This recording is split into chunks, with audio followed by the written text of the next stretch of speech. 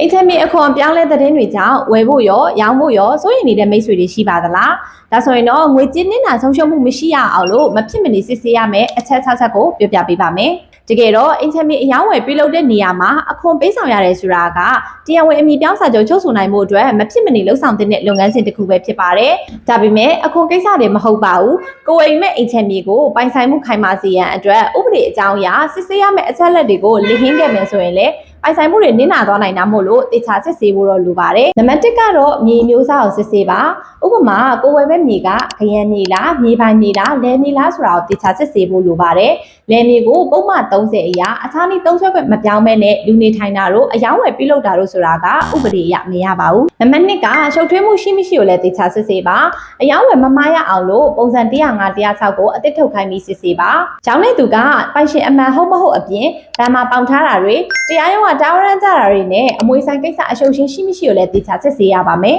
နံပါတ်3ကသတင်းစာကြော်ညာထည့်ပါစေရန်ပေးပြီးတာနဲ့အယောင်းဝယ်မပြီးခင်မှာပဲသတင်းစာကြော်ညာကို9ရက်သို့မဟုတ်14ရက်အတွင်းကန့်ကွက်နိုင်ကြောင်းအများသိစေရန်သတင်းစာကြော်ညာထည့်ရပါမယ်နံပါတ်4ကတရားဝင်အခွန်ဆောင်မှာအခွန်ရုံးရဲ့စံနှုန်းအတိုင်းပဲဝင်ငွေခွန်နဲ့တစိကောင်းခွန်တွေကိုတရားဝင်ပေးဆောင်ရပါမယ်အခွန်ပြည်စာရမှာလည်းအမည်ပြောင်းစာချုပ်ချုပ်ဆိုလို့ရမှာပါ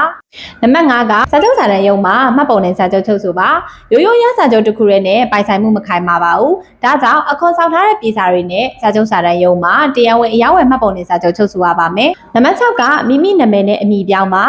စာချုပ်ချုပ်ပြီးတာနဲ့သက်ဆိုင်ရာစီပင်ရုံးနဲ့မြေစည်းရုံးတွေမှာမိမိရဲ့နာမည်နဲ့ခရမ်းအမည်ပြောင်းသို့မဟုတ်မြေပိုင်ဆိုင်ခွင့်အမည်ပြောင်းဆက်လက်လျှောက်ထားရပါမယ်။ချမ်းမြေဝယ်ယူတဲ့အခါမှာအခွန်ကိစ္စတွေမကဘဲနဲ့ဥပဒေဆိုင်ရာဒီအချက်လက်တွေစုံလင်မှသာမိမိပိုင်ဆိုင်ထားတဲ့အိမ်ချမ်းမြေကလည်းစိတ်ချရမှာဖြစ်ပါတယ်။ဒါကြောင့်အိမ်ချမ်းမြေနဲ့ပတ်သက်တဲ့ဘူးတုဒတွေကိုလေ့လာနိုင်ဖို့အတွက်ကျမတို့ရဲ့ page လေးကိုလည်း follow လုပ်ပေးကြပါဦးနော်။